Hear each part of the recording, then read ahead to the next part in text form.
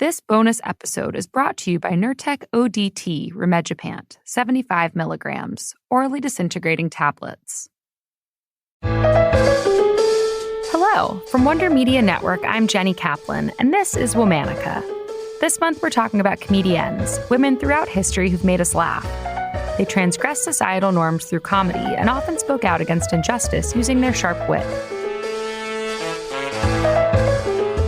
Today we're talking about one of the few women court jesters.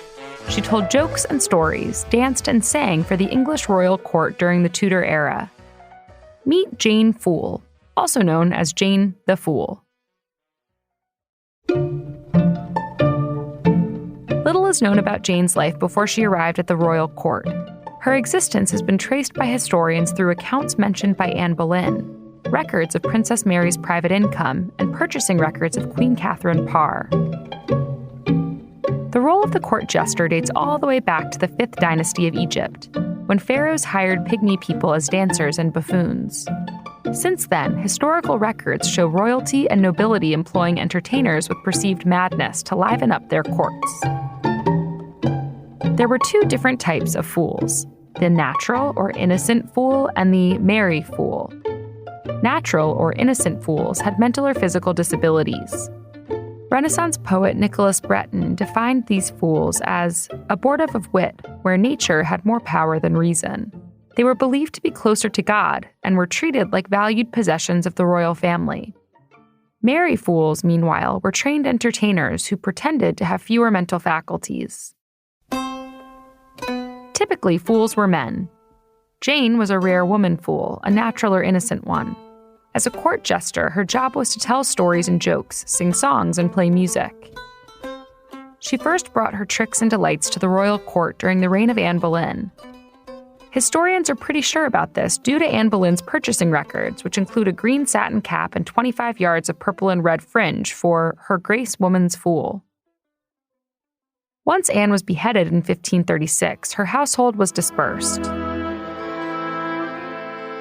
Jane had nowhere else to go, so it's believed that perhaps Anne's stepdaughter, Mary, took pity on Jane. Where Anne treated Jane with indifference, Mary treated Jane with love and care. She treated her to dresses made of lush, expensive fabrics, lute lessons, and lots of shoes. Some historians believe Jane is even featured in King Henry VIII's family portrait alongside the king's fool, Will Somers. Jane and Will's presence implies they were both revered highly by the royal family. Another indication of her closeness with the family was her inclusion in the St. Valentine's Day lottery. Every year on February 14th, the men of the court drew women's names. Whoever they drew would be their dancing partner for the evening. In turn, the women were tasked to buy Valentine's gifts for their partners. Both Will and Jane were among the dancers alongside the members of the court.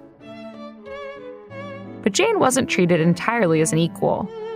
Mary made Jane shave her hair, as was customary with male fools, to the point that she got a skin infection on her head. And Jane was only allowed to wear dresses in the unfashionable Dutch style, rather than the posh French style, to differentiate herself from the higher status members of the court. Still, Mary's financial support of Jane didn't waver. She paid for Jane's laundry, bought her needlework so she could practice sewing, and paid for Jane's treatment whenever she fell ill. Mary and Jane maintained a close relationship until Queen Mary's death in 1558.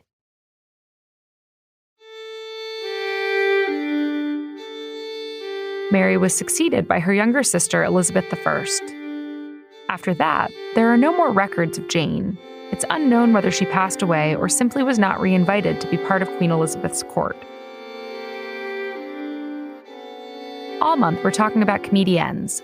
For more information, find us on Facebook and Instagram at Womanica Podcast.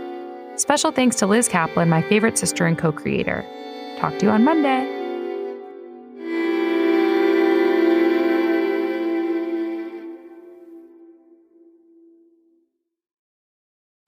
If you're prescribed Nurtec ODT, Rimegepant 75 milligrams for migraine attacks, does the fear of running out of medication stop you from treating every migraine attack? If so, ask about 2 8-packs per month. That's 16 tablets, and most insurance plans cover it. Nurtec ODT is approved for the acute treatment of migraine attacks and preventive treatment of episodic migraine in adults. Don't take if allergic to Nurtec ODT or any of its ingredients. Allergic reactions can occur even days after using and include trouble breathing, rash, and swelling of the face, mouth, tongue, or throat. Most common side effects were nausea and indigestion stomach pain. A maximum dose of 75 milligrams can be taken daily to treat migraine attacks or every other day to prevent them. The safety of using more than 18 doses of Nurtec ODT in a 30-day period has not been established. For full prescribing information, call 1-8334-NURTEC or visit Nurtec.com. Double the packs to treat more migraine attacks. Ask your doctor if 2 8-packs of Nurtec ODT is right for you.